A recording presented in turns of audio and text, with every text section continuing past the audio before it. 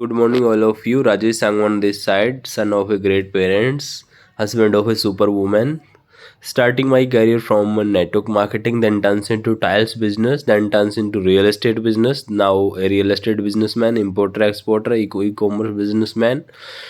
Trained 10,000 plus student, 5,000 plus professionals, founder of Rajesh Enterprise. Welcome all of you. So in this podcast, you will learn registration for import export. What is the process of registration, right? So burning problem is there ki how to register for import export. How to register for import export, right? Import export code, IEC code is a 10 digit unique code essential for import export business. IEC is mandatory for custom clearance, sending by the shipment and receiving payment from the foreign banks. You can apply for IEC at www.gov.in/cp. You will get IEC certificate in your email after successfully submitting the application form. Okay, you do not need to update or renew IEC code. IEC is one time investment, right? If you made it, then it will go for lifetime. Okay, if you run a business for of garments, handicrafts or spices, you want to import your any raw material, machinery or any other products, then you need to have a import export code, right? Import export code is a 10 digit unit code essential for import export business.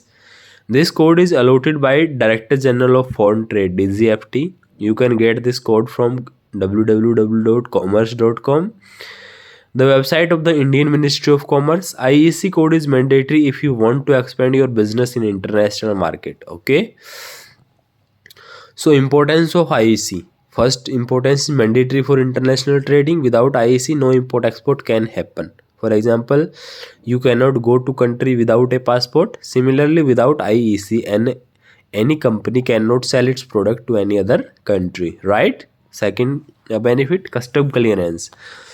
Shipment and payment from foreign banks export needs IEC for custom clearance, right? Sending the shipment and receiving the payment from foreign banks. Export import scheme. Third benefit of government, you can take benefit from the government custom and export promotion scheme like merchandise export Indian scheme, MEIC short form is that, and service export from Indian scheme, SEIC. Only if you have IEC code, right? Sorry. Document required for IEC registration. To obtain IEC certificate, proper procedure documentation are required so that the government can ensure your identity as a trader. You need following passport, right? Proprietorship firm. In case of proprietorship firm, you can PAN card of proprietor, passport, voter card, driving license, Aadhaar card for identity proof. For address proof, you need electricity bill, telephone bill, rent, lease agreement. In case of cell phone promise, you need to sales deed of address proof, bank certificate in prescribed format, right? Cancel check. Second, partnership firm. If you have partnership firm, you need to submit PAN card of all the managing partners of the company. Residential proof like passport, driving license, Aadhaar card of all the managing partners. Address proof like electricity bill, telephone bill. Sales deed in case of cell phone premises.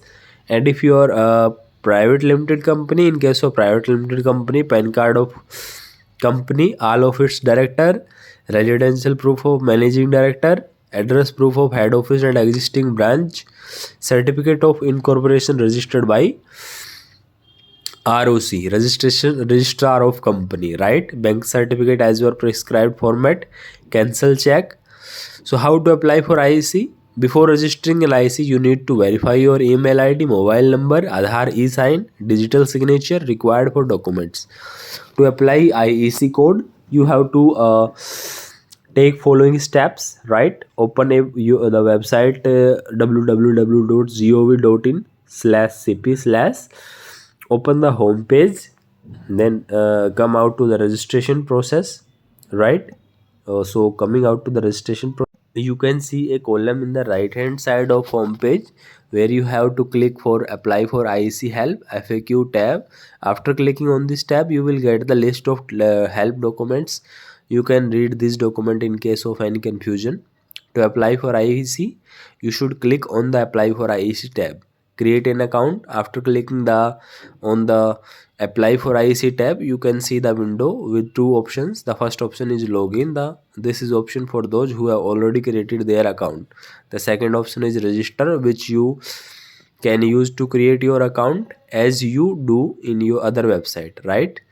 While registering, you have to first fill all the details of the user or import exporter, such as first name, last name, email ID, mobile number, pin code, district, city, state, and so on, right?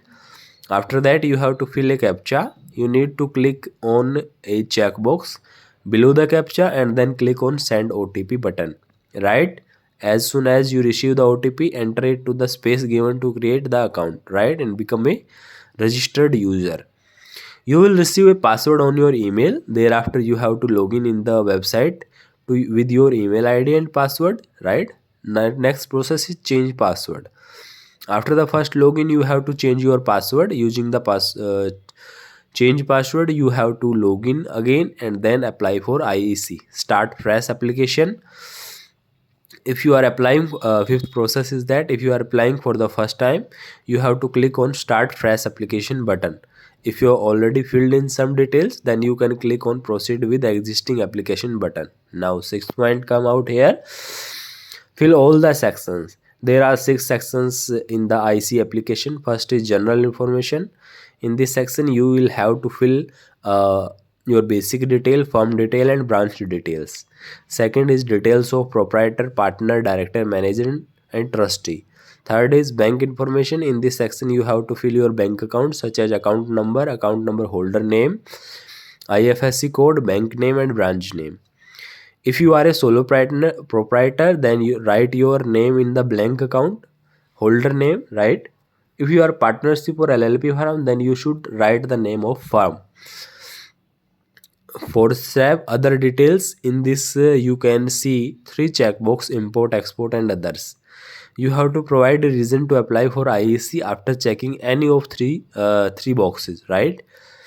Declaration. You should read declaration and accept the terms and conditions by clicking on the given checkbox. After that, you have to fill the in the space and date, then click save and next. Application summary. Here you can see all the filled details in the document. After checking the summary, you have to check on sign button, then you will not able to change anything on the document. You will get two options for signing digitally: Aadhaar e-sign or digital signature. Choose best of you. Now coming out to 7th point, after signing you have to click on the proceed for payment. You have to pay for 500 rupees here. After the successful payment, you will direct it to DigiFT website where you can see the payment receipt and can download it, right? Receiving an IEC certificate. You will receive your IEC certificate on your email ID. You can also get the certificate from the DigiFT website by clicking on My IEC. You will get the print certificate options. Click on it. Take out the print of your IEC certificate. Right? Things to do: apply for IEC. Fill in the correct information while applying for IEC. You must ensure that whatever information you are filling in about your business is correct, right? You can be punished for unlawful or incomplete information. Second step, prepare all the required document.